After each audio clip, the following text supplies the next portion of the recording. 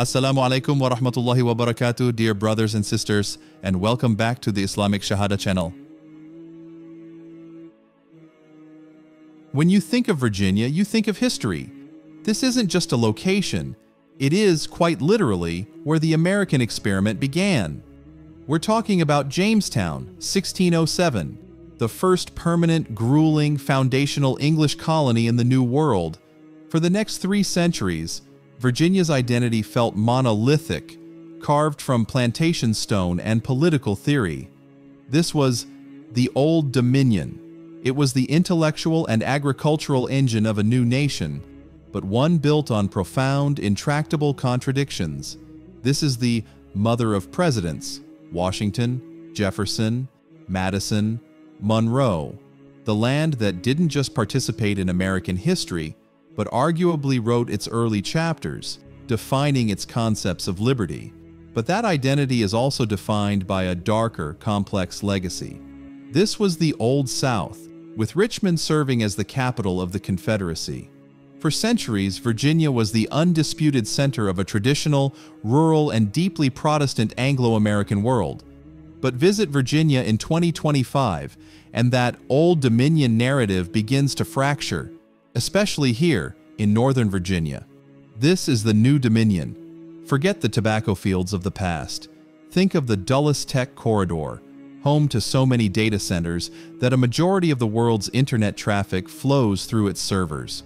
In this new Virginia, centered around the relentless economic magnet of Washington, D.C., a radically different story is being written. A central author of that story is one of the largest, most affluent, and most influential Muslim communities in the Western Hemisphere. We are talking about places like the All-Dulles Area Muslim Society, the ADAMS Center in Sterling, not just a local mosque, but a massive community institution, one of the most prominent in the nation. We're talking about the suburbs of Fairfax and Loudoun counties, where the search for halal cuisine isn't a niche quest, but a mainstream culinary scene, and where Friday prayers can draw thousands. This community isn't just residential, it's professional. It's the tens of thousands of Muslim American engineers, doctors, cybersecurity experts, entrepreneurs, and federal employees who are building the backbone of Northern Virginia's high-tech, high-stakes economy. So this is the Great Virginia Paradox of 2025. How did the Old Dominion, the cradle of the Republic, the land of Jefferson's Monticello, and the capital of the Confederacy, transform into a global crossroads?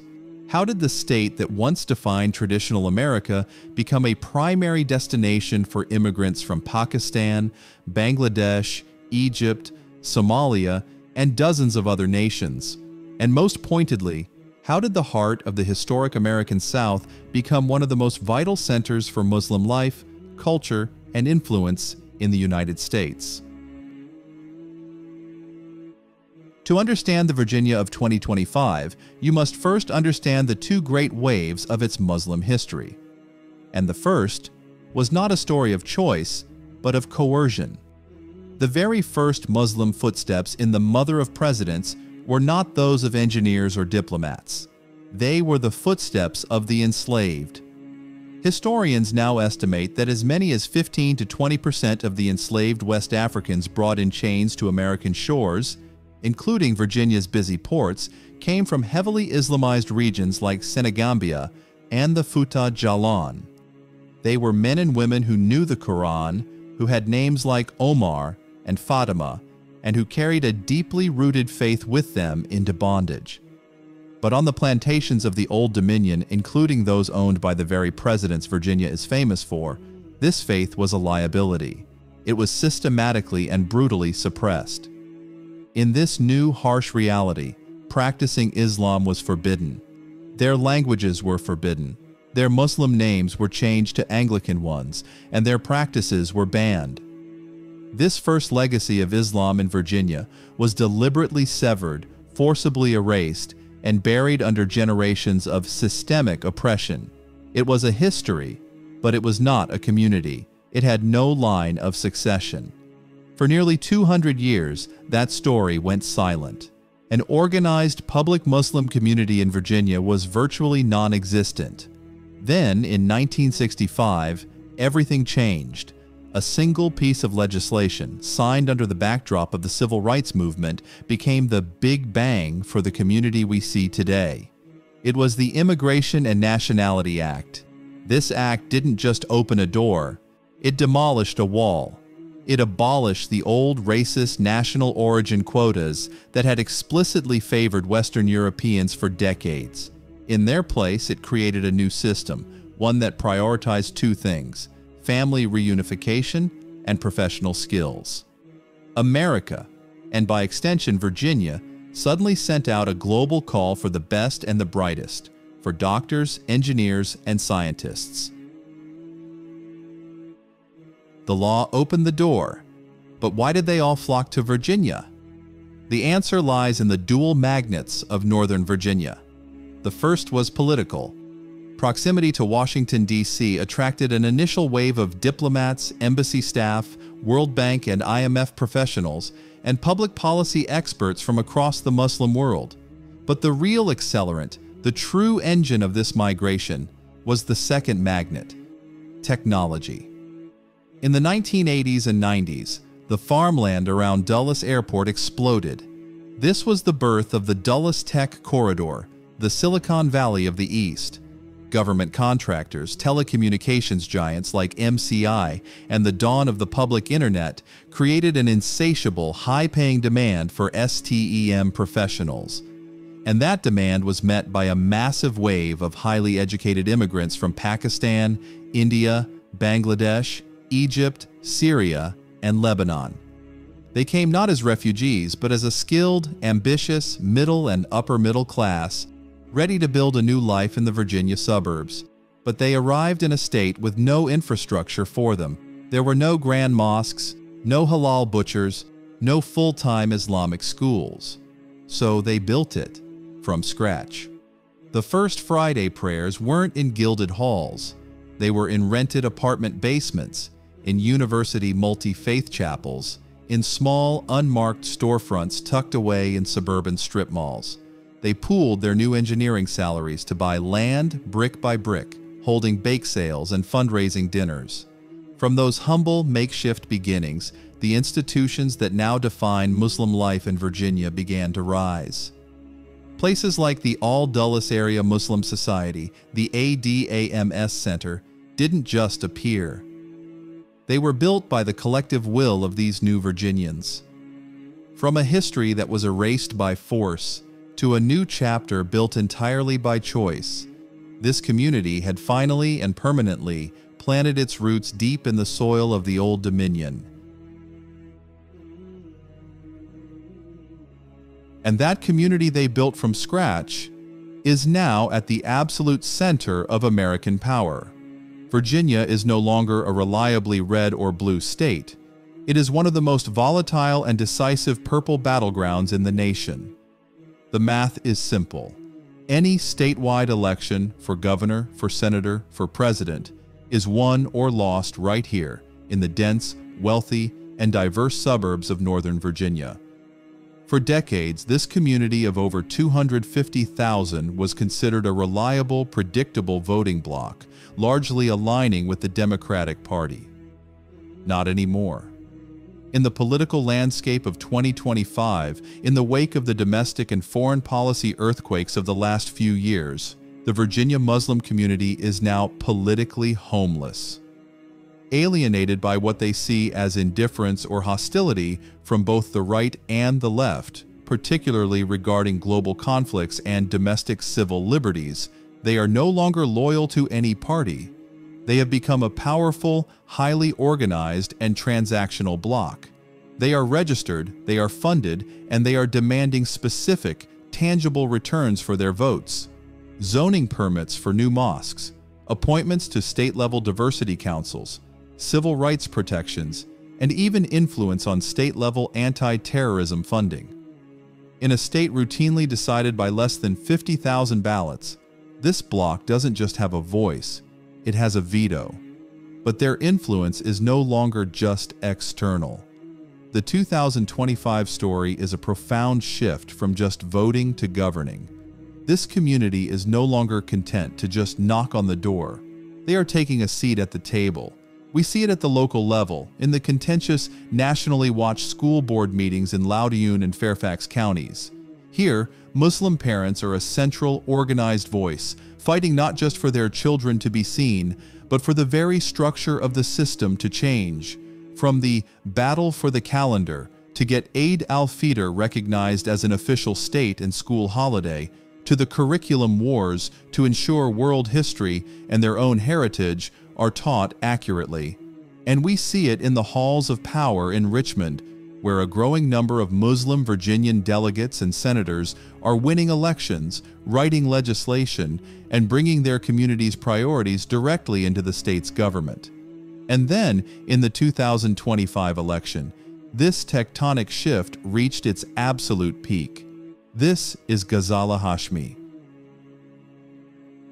An immigrant, a professor, and now the first Muslim lieutenant governor in Virginia's history, and one of the highest-ranking Muslim elected officials in the United States. This is no longer just symbolic representation, this is executive power. Her victory is the mathematical proof of the Nova voting bloc's power. It demonstrates the community's new ability to build winning, cross-racial and cross-faith coalitions, mobilizing a base that was once ignored. It is the ultimate, undeniable symbol of the new Virginia defining the old Virginia. This political power, of course, is built on a foundation of profound economic success. The first wave of immigrants may have come as employees for the tech giants of the Dulles Corridor. But today, the story is one of entrepreneurship. We are not just talking about a few corner stores. We are talking about the Nova Halal economy, a massive, sophisticated, and parallel ecosystem. It's visible in the high-end fusion restaurants competing with DC's finest, in the massive supermarket chains specializing in halal-certified products, in the rise of Islamic finance and Sharia-compliant wealth management firms. And most importantly, it's in the new generation of multi-million-dollar tech startups and federal contracting firms founded in Reston and Tyson's Corner by the children of the first wave of engineers, right in the heart of Data Center Alley. And underneath all of this is the cultural development. The generation now coming of age, the second and third generation, they have a different identity. They are not immigrants. They are Virginians. They were born at Innova Fairfax Hospital. They went to Thomas Jefferson High School. They graduated from UVA. Their identity is a complex, uniquely American hybrid, Muslim-American Virginian. And with that comes a new, unapologetic confidence. They are navigating a space their parents couldn't, a space where they are simultaneously proud of their American heritage and often deeply critical of both its complicated past and of the cultural traditions their parents brought with them. This is the new generation, and they are the ones defining the future. But this newfound visibility and influence come at a cost. Power, especially new power, always invites friction. In the superheated, polarized atmosphere of 2025, the Virginia Muslim community finds itself navigating a minefield of challenges, both from the outside and increasingly from within. The external challenges are predictable, but have returned with new venom. As the community became a more vocal and unaligned political force, especially following the contentious 2024 election cycle, old bigotries resurfaced. The intense polarization of American society, amplified by ongoing global conflicts, has translated into a measurable spike in local hate incidents. This isn't theoretical. It means armed guards at Friday prayers. It means new hardened security protocols at Islamic schools. It's the random security checks at Dulles Airport that feel anything but random. And it's the resurgence of the dual loyalty accusation, a toxic trope weaponized against any Muslim American who dares to have an opinion on foreign policy. But in 2025, perhaps the most complex and significant challenges are coming from inside the community. The old, unified immigrant front is fracturing under the pressure of a massive generational divide. The first-generation immigrants, the doctors and engineers who built these institutions, often favored a quiet, diplomatic approach. Their mantra was, "Don't make trouble, build wealth, be a model citizen." Their children and grandchildren, the activist American-born Gen Z, see this as insufficient, even complicit. They are digital natives, politically bold, and demand loud, uncompromising advocacy. This creates a very real split at the mosque leadership level. Is the primary goal diplomacy or disruption? This generational divide deepens when it confronts explosive American social issues. How does a traditionally conservative religious community navigate the progressive social landscape? Issues like LGBTQ+ rights are no longer abstract. They are being debated in their own local schools, like in Loudoun and Fairfax counties. This creates a painful three-way tug-of-war between their deeply held faith, their desire for political alliance with the progressive left on other issues, and the conservative social values that many in the community still hold. And underlying it all is the timeless question, now more urgent than ever. How do you maintain a vibrant faith in the heart of secular modernity? How do you raise a Muslim child in Fairfax, Virginia, one of the wealthiest and most secularized counties in America, and ensure the faith isn't just a cultural label, but a lived spiritual reality? These are the debates happening over dinner tables and in WhatsApp groups, and they are defining what Virginian Islam will even mean in the next decade. And yet, this story of tension is not the whole story. The response to hate is often solidarity. And here in Virginia, the interfaith alliances are not just for photo ops. They are deep, historical, and have been tested by fire. In a climate where global conflicts are tragically pitting communities against each other, Virginia's local leaders have often chosen a different path. We see rabbis standing with imams to condemn anti-Muslim bigotry. We see Muslim congregations raising funds to support their Christian neighbors. This is the counter-narrative, a stubborn, localized commitment to coexistence, proving that even in a deeply divided America, solidarity is still possible. The new face of the Mother of America.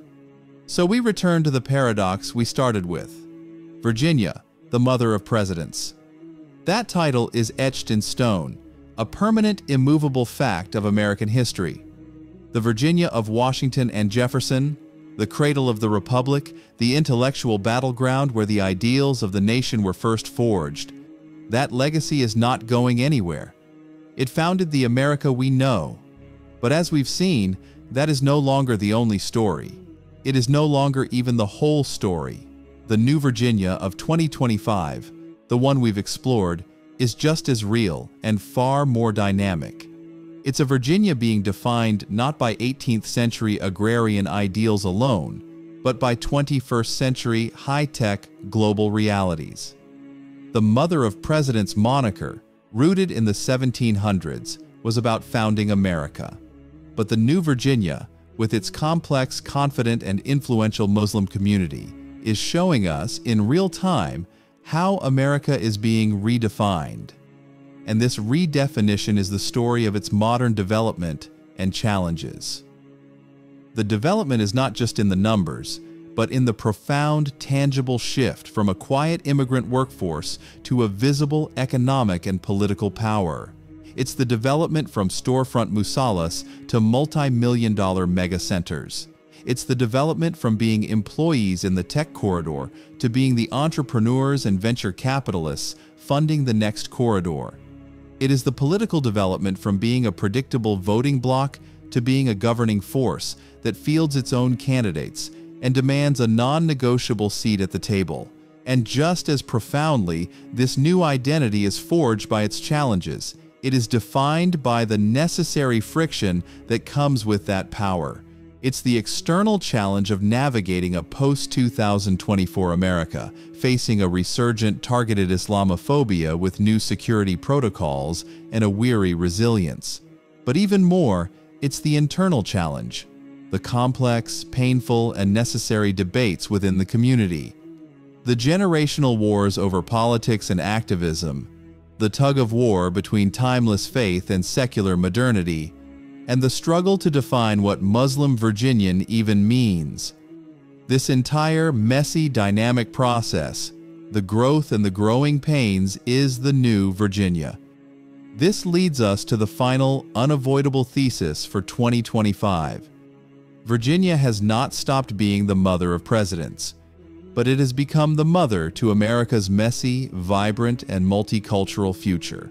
The Muslim community here, from the first forgotten enslaved African who stepped onto its shores, to the Gen Z activist in Fairfax, to the tech CEO in Reston, is not a guest.